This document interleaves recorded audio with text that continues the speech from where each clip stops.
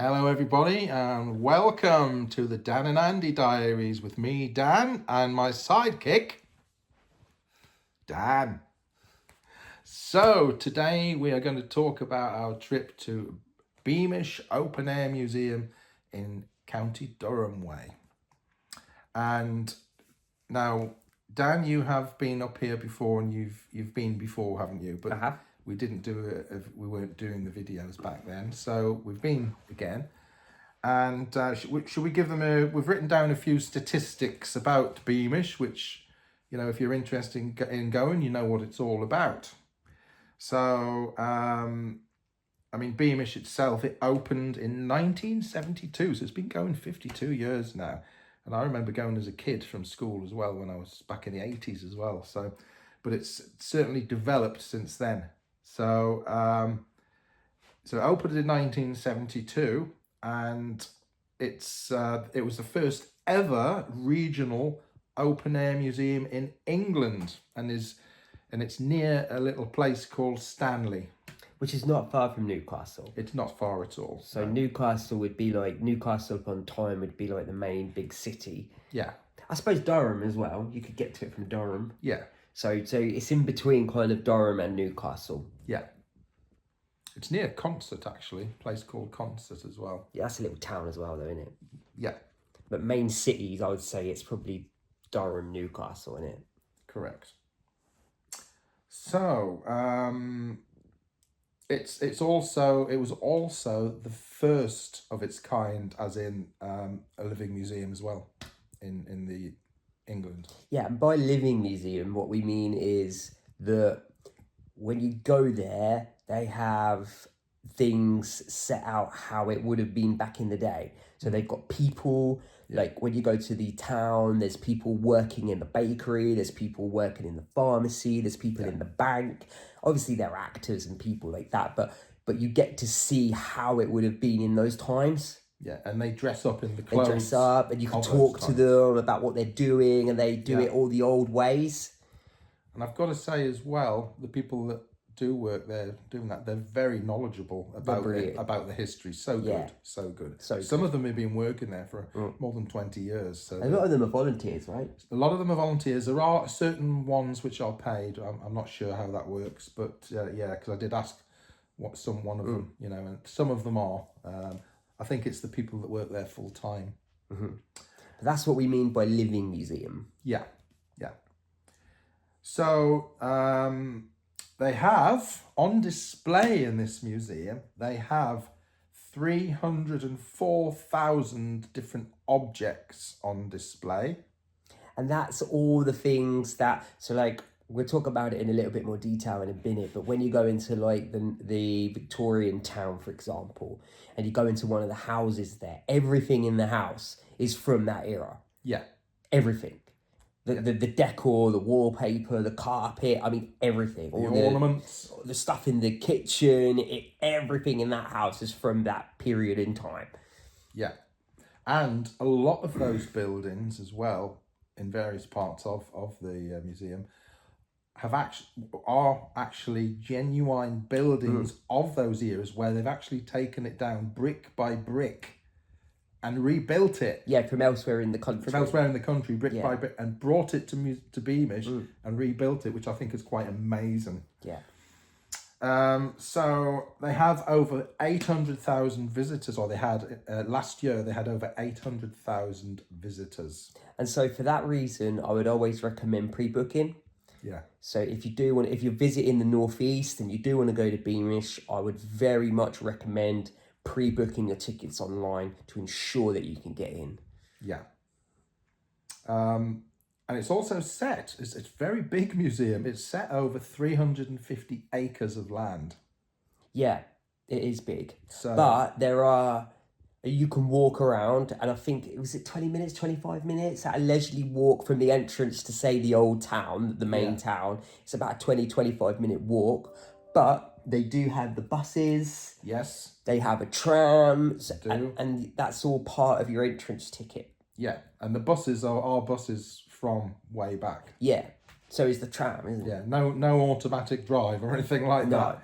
But and there is a little section actually near one of the farms where they keep the buses, and they actually do employ engineers, mechanics rather, that maintain and look after the buses as well.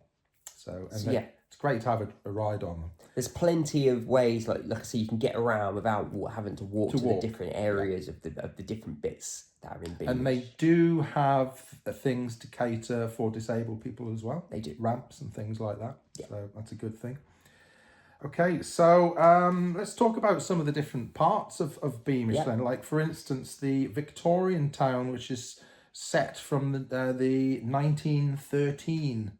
So I'd say that's probably the main part of the museum, isn't it? It's the hub. So that's where kind of everybody heads towards, and it's basically a street, like a cobbled street scene, back from 1913 era. And then in the street, they've got the bank, they've got the pharmacy, they've got a bakery, they've got some houses, they've got the little cafe. They've got a sweet shop. They've got a traditional sweet shop. They've got a Freemasons building. And you can actually go in to these buildings, and you can walk around. You can have a look at all the, like we said, all the little bits that are on display. You can chat with the people that are in them, obviously the workers, and they'll tell you all about it and what they're doing and how it used to be. Yeah. And you also get people that walk across the streets with animals like horses and ponies and things like that, dressed in the clothes of that era. So, and you can have your photo taken with these animals and the people with them, and that's good as well.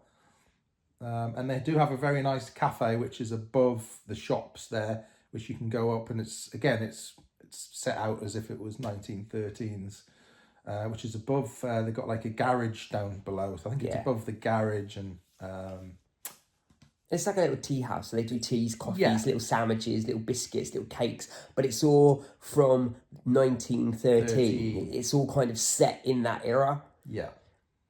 And so like traditionally, like cakes, Victoria sponges, Battenbergs, like really older type. Yeah, it's traditional British. Traditional British like tea cakes and tea and stuff like that. Yeah. And they do have scattered around all of the parts of the museum facilities for like cafes and fish and chip shops and stuff to get refreshments and things like that.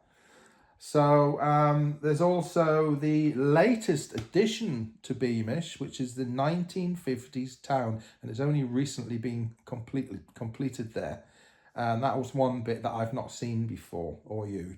Yeah, it was partly why we went again. Yeah. To get a proper like a fresher look. We haven't been for a while, so we wanted to go, but the main reason was to see the 1950s town because it was new. Which had 1950s houses, which I've got to say were quite basic, weren't they, back then? Quite a refreshing way, really. But it shows everything from the kitchen all the way upstairs to the bedrooms, all the different rooms. It had a police station.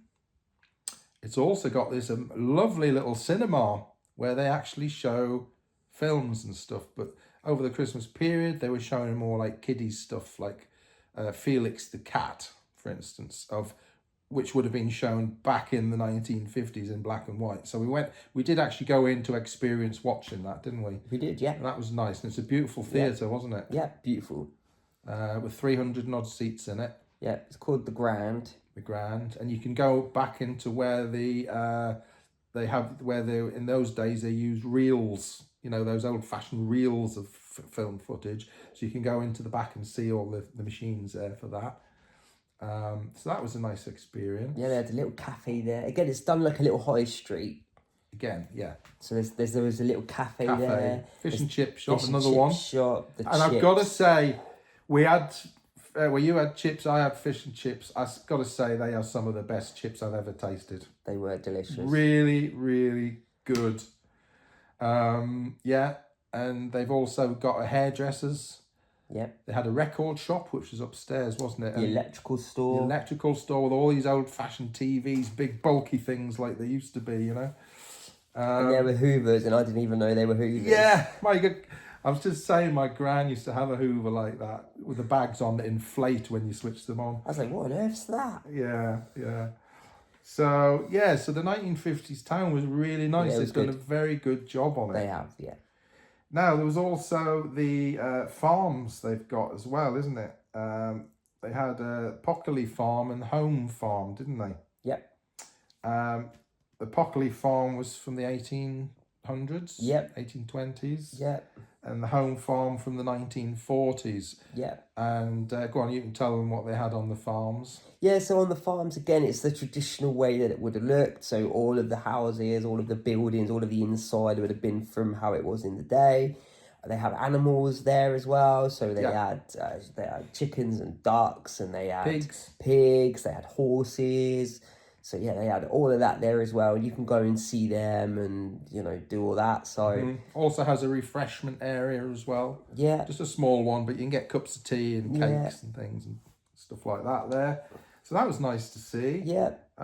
There's also the train station, which it's a lovely little station actually, and they had, because it's Christmas, they had Santa's grotto there as well, so you can take your kids into, which you have to book in to see Santa. But it's a good, nice old fashioned station, isn't it? It's got a bridge that goes across.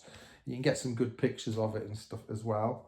And then there's another little actually bit where there's a train that you can actually get on. It's just a short distance, but it goes there and back. So it gives you an experience on the train. And near there as well, there's an old church as well, which you can go in as well, old style church. So that's that one. And there's also a manor house right at the top of the hill. It's an old manor from I've forgotten what era that's that from. was either. But it's you've got people dressed up there, and you can ask them questions about it. They've got a garden where they grow veg. So yeah, it was just and they do have a couple of animals up there as well. There's, I think, some pigs there. So that's just a small sort of area but it's worth still having a look. And then another one of their main bits is the Miners' Village and Colliery. Yes.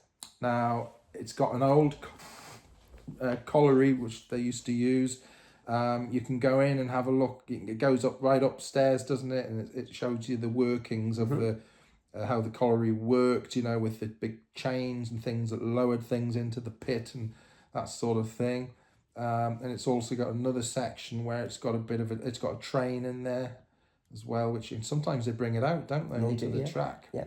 Now, tell them about the old mine shaft tour as well. So again, it's an extra, but there's a tour that they do because they've got an original mine there, and you can actually go down into the shaft, into the mine shaft. It's a guided tour. Yeah.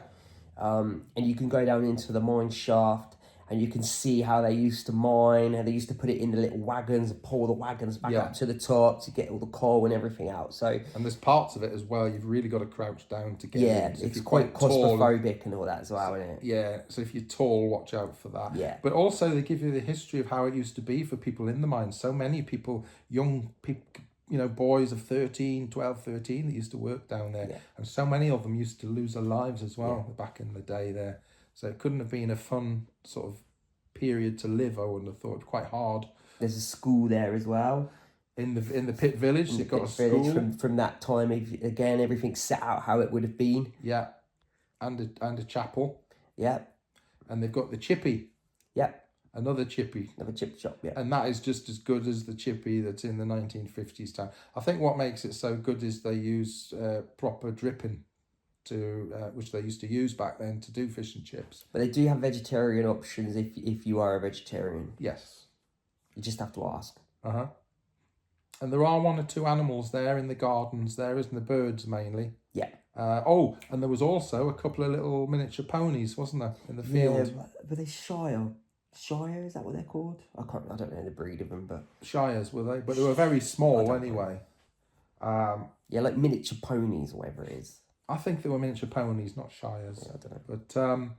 But you can go and have your photo taken with them as well. There was a guy with it, with them. And if you want your photos taken, you can give them a little pet if you want. So so that was in there. So and then they've got the main entrance where they've got, when you finish, you go in. They have a few little things in the when you enter the first bit, don't they? Hit the history of Beamish, and they've got a few things on display there. But then when you're finished, you can go up through they've got the souvenir shop, of course. Got the shop, there's a little cafe there as well at the end. And another cafe, yeah. So all in all, I thought it was a really good, it's a great day out. It is, yeah. It's a good place to visit. If you, like I say, if you're up in the northeast, I highly recommend a visit. It's really good. And if you're into your history, definitely. Especially if you want to see how things used to be here in England, in the northeast, in that period of time. Yeah. So, and it costs £27 to get in for an adult. I can't remember what was the for children. No, I can't either.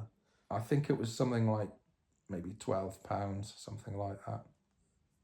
And it's reduced for pensioners as well. So it's worth a visit if you're up in the northeast. Yeah, and your tickets last you the whole year as well. Yeah, so once you buy one, you can go as many times as you like. Yeah, within that year. Yeah. So all in all, good day out. Really good. Nice to see it Beamish again. Yeah.